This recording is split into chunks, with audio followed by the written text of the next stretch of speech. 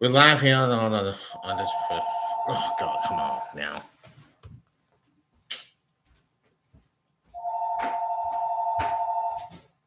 From Marty's Crudup. Hello.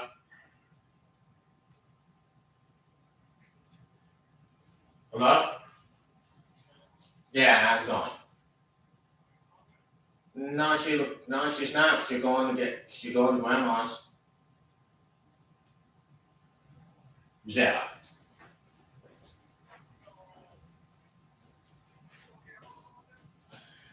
Yeah, I'm gonna be at home. I'm gonna be at home. I just got off work about 11 o'clock.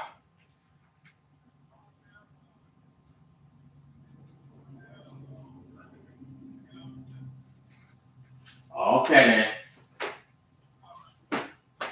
Bye bye.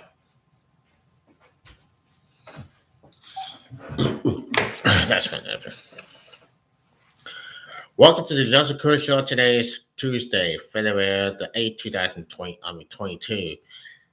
Yeah. Now, I've been told about last time. I've been told the last time that not on the way that we've been started at, but not some things happen, and that's what people don't give a damn about these days. And sometimes you just don't even know. But so what's happening right now that I'm here to talk about? Let me just say this. I just watched TV last day about the school and about the mass mayday, and that's what they're talking about. But there's something that's interesting. What's happened?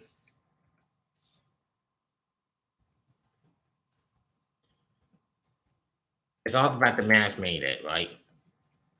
Now, what's going on right now? It remains to be seen that we've been told that there were plans to end in the mass mayday. The data is getting low now, and some people, and then after that the cases will start to go up. But now here's what's going to happen next month. Here's what's going to happen next month. It says this: as states plan to lift schools mass mandate, CDC remains focused on updating its guidance. Now here's what's happening now.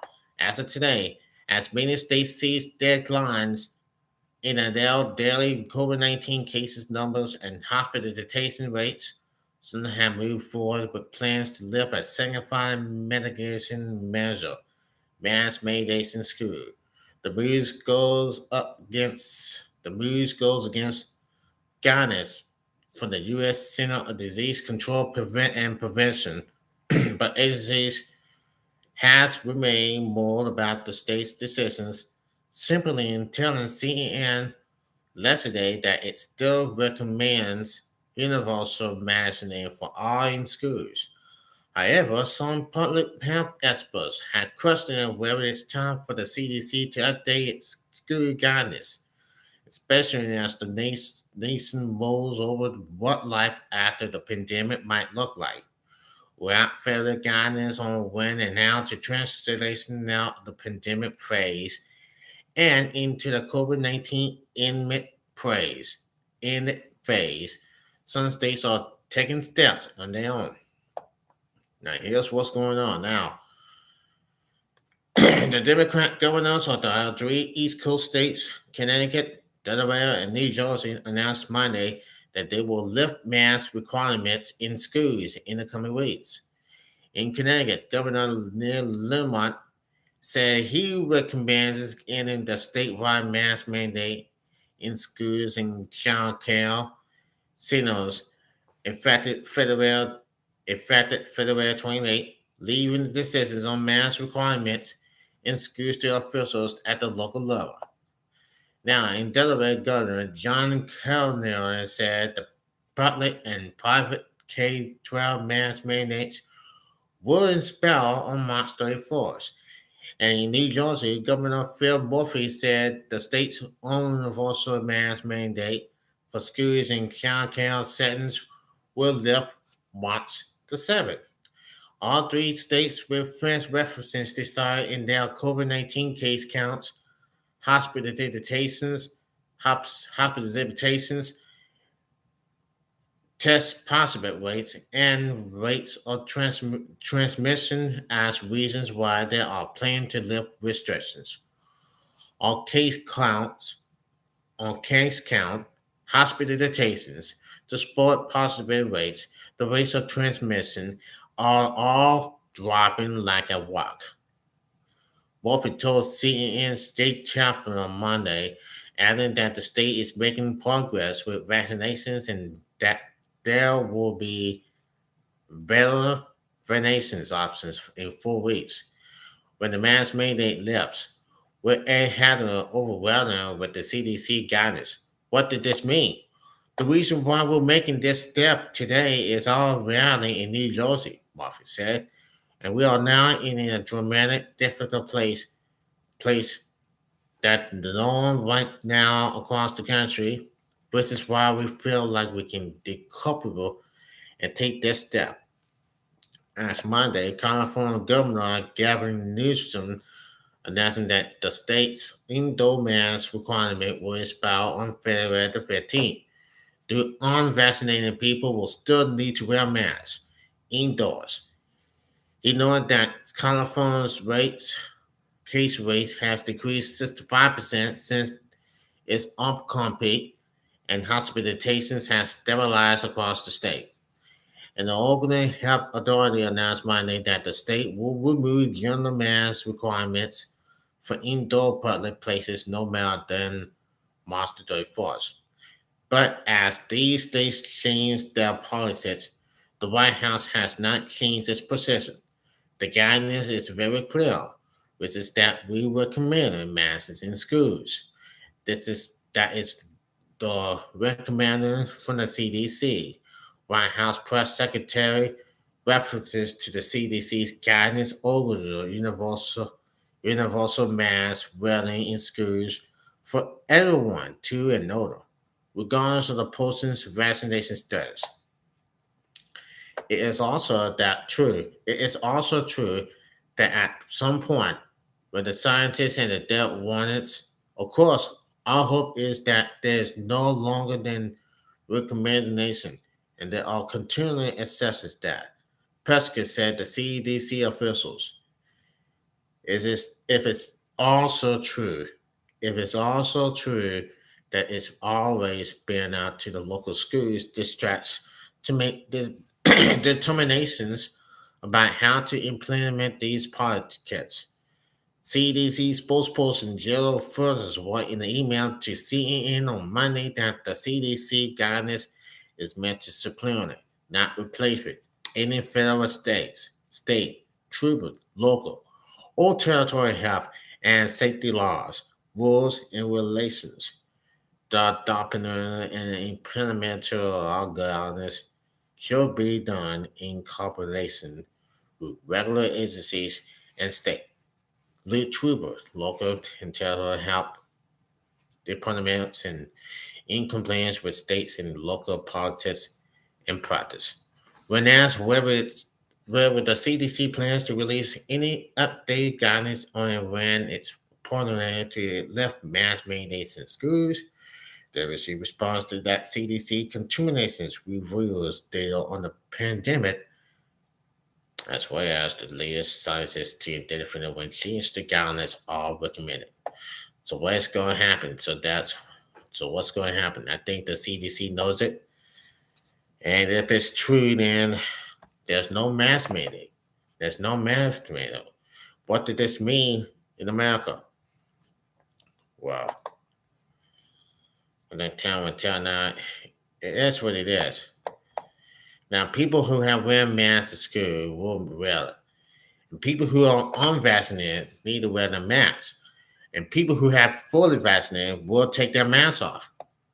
But for sure, it is what it is. And they don't care. Not the last time we had the coronavirus in 2020 March, and then we had to wear that mask. Like that's what we did. We did wear the mask, and there were a lot of people were dying. People were dying. They passed away. People died from COVID. People had died for COVID, and people who are unvaccinated had died for COVID. If they got unvaccinated and they don't take the vaccine, they'll have to wear a mask, or they'll get sick, or they'll die. Simple as that. For sure, yes. But we have wear their masks. We got fully vaccinated. And yes, just like that. It's been there for 2 years now. It has been there for 2 years, almost 2 years. Now, starting in March of 2020, for the second anniversary of this pandemic, COVID 19 stuff. It happens like this. Okay, we're going to North Carolina.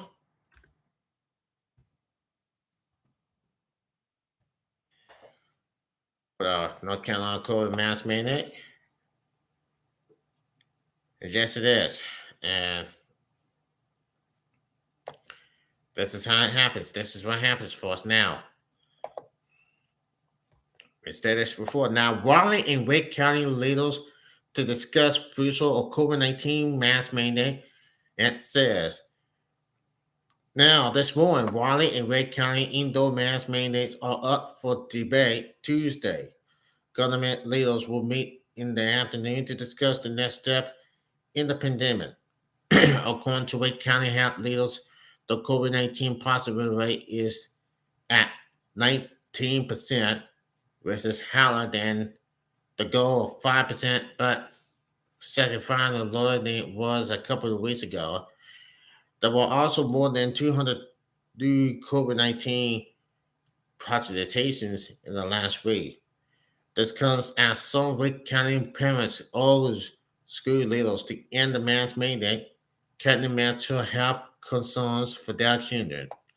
World health experts have warned that it's too soon to end mask mandates, especially in school, due to the low vaccination rate in children.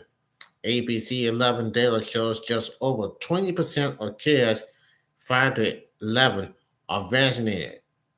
34% of kids 12 to 17 are vaccinated, and children under 5 are not yet able for vaccines. Unable for vaccines. Now, yesterday, U.S. Senator Tom Tillis, the Republican North Carolina, and the Baptist Petitioners group of lawmakers, Richmond Senator letter calling for the institutions of explaining or covers the town health service. Now, in a letter sent to the congressional leader, the legislation said that a short-term expansion of medical telehealth service, which was extended during the COVID-19 pandemic, will provide much needed accessibility to healthcare provider and patients with Congress was to extreme impairment telehealth regulations. We're strongly supporting Pennsylvania expanding medical coverage of telehealth and removing other barriers to the use of telehealth because of its ability to explain and access to care, reduce costs, and implement health outcomes. The lawmakers will, while Congress prepares to access permanent telehealth regulations, we urge you to include an extension of the pandemic telehealth authorities in must-pass government finance legislation in favor. That's all I had to say. This is Joseph Kurt, and I hope to see you there tomorrow. Tune in. Take care of that time. Be safe. Wear the mask. Tune in. I'll see you tomorrow.